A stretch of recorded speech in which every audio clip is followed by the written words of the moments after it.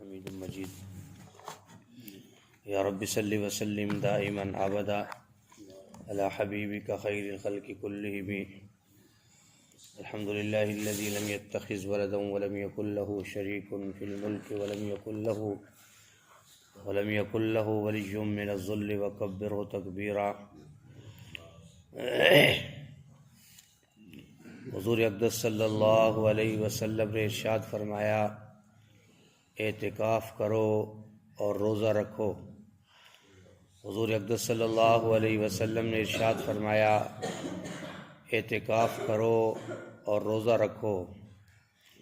حضور اقدس صلی اللہ علیہ وسلم نے ارشاد فرمایا اعتکاف کرو اور روزہ رکھو۔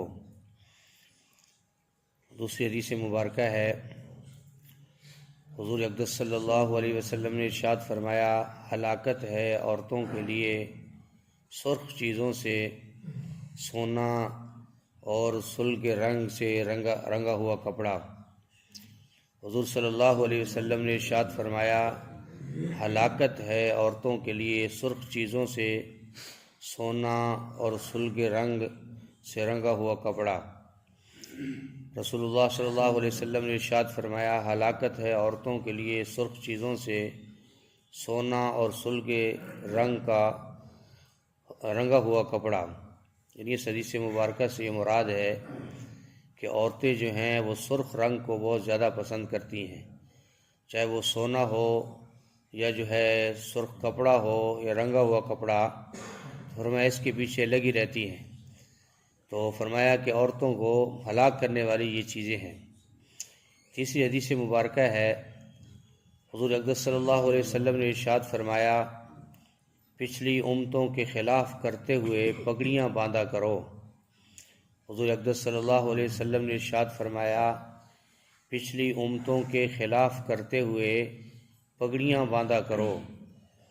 حضور اقدس صلی اللہ علیہ وسلم نے ارشاد فرمایا پچھلی امتوں کے خلاف کرتے ہوئے پگڑیاں باندھا کرو۔ یعنی پگڑی کا باندھنا یہ سنت بھی ہے، حضور صلی اللہ علیہ وسلم کی سنت ہے، اور دوسری روایت کے اندر موجود ہے کہ جو آدمی پگڑی باندھتا ہے اس کی عقل اللہ بڑھا دیتے ہیں۔ اس لیے کہ ہمارے یہاں بر صغیر میں یہ بہت بڑا رواج تھا کہ کوئی آدمی بھی سر سے ننگا نہیں رہتا تھا، اس لیے کہ سر کو جو ہے ڈھانپ کے رکھتا تھا۔ تو اس حدیث میں بھی واضح ہو گیا کہ پچھلی امتوں کی مخالفت کریں، مطلب جتنے پہلے لوگ گزرے ہیں وہ پگڑی نہیں باندھتے تھے۔ اللہ کے نبی صلی اللہ علیہ وسلم نے ارشاد فرمایا کہ تم پچھلی امتوں کے خلاف کرتے ہوئے کیا کرو، سروں پہ پگڑیاں باندھا کرو، جس سے انسان کی عقل بھی بڑھتی ہے، عزت اور آبرو میں بھی اضافہ ہوتا ہے۔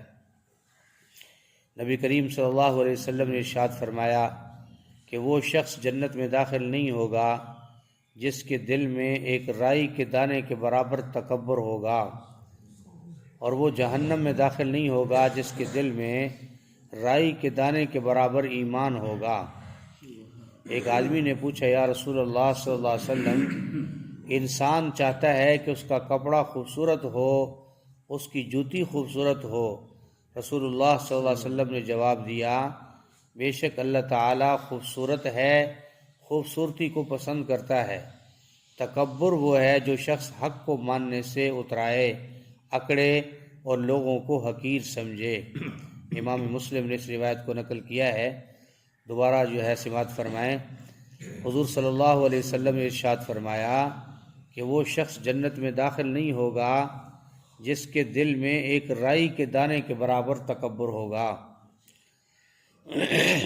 اور وہ جہنم میں داخل نہیں ہوگا جس کے دل میں رائی کے دانے کے برابر ایمان ہوگا۔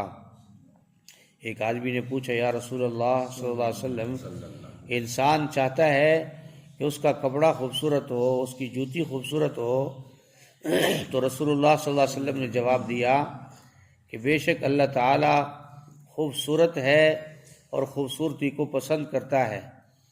تکبر وہ ہے کہ جو شخص حق کو ماننے سے اترائے، اکڑے اور لوگوں کو حقیر سمجھے۔ تو اس حدیث مبارکہ میں بھی حضور صلی اللہ علیہ وسلم نے تکبر کی وضاحت فرما دی کہ تکبر کس چیز کا نام ہے۔ فرمایا جوتا اور سواری یا کپڑا یا خوبصورت پہننے یا استعمال کرنے کا نام نہیں ہے۔ اگر وہ تو انسان کے دل میں کبھی بڑائی ہے تو توبہ استغفار کرے۔ اصل تکبر کیا ہے کہ فرمایا کہ کوئی شخص جو ہے حق کو ماننے سے انکار کرے، کوئی آدمی کے سامنے دلیل آ جائے، حق بات آ جائے، لیکن وہ اس میں اکڑے کہ نہیں میں تو اس کو ماننے کے لیے تیار نہیں ہوں، فرمایا یہ تکبر ہے۔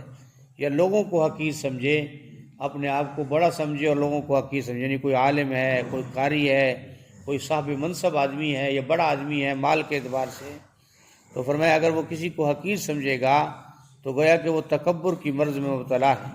اللہ پاک ہم سب کی حفاظت فرمائے۔ حدیث مبارکہ جو ہم نے سنی ہے اللہ ہمیں عمل کرنے کی توفیق عطا فرمائے۔ الحمدللہ رب العالمین والعاقبۃ للمتقین والصلاۃ والسلام علی سید الانبیاء والمرسلین۔ اللہم انک عفو کریم تحب العفو فاعف عنا یا کریم۔ اللہم احسن عاقبتنا فی الامور کلها واجرنا من خزي الدنیا وعذاب الآخرہ۔ اللہم اکفنا بما شئت اللہم انا نجعلک فی نورہم ونعوذ بک من شرورہم۔ اللہم انی اسألک الہدی والتقی والعفاف والغنی، لا الہ الا انت سبحانک انی کنت من الظالمین۔ وافوض امری اللہ ان اللہ بصیر بالعباد۔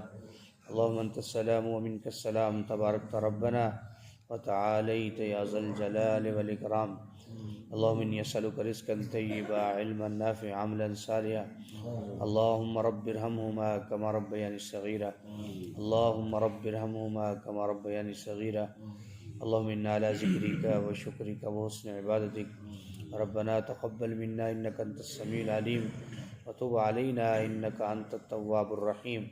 صلی اللہ تعالی علی خیر خلقہ محمد وآلہ واصحابہ وآل بیتہ اجمعین برحمتک یا ارحم الراحمین۔